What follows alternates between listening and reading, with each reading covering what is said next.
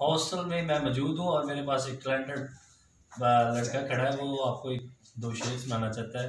मेरे पास तुम हो कल ड्रामा की लास्ट एपिसोड थी, दानिश उसमें फौत हो गया, आपको पता ही है।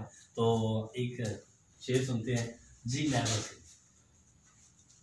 मैं समझा कि तुम हो तो क्या और मांगू, मेरी जिंदगी में मेरी आस तुम हो। जो दुनिया नहीं है मेरे पास तो क्या,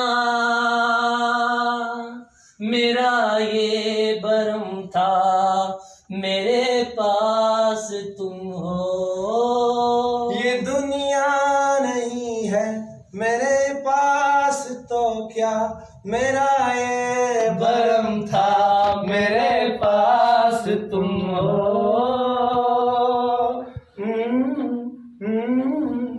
Mm-hmm.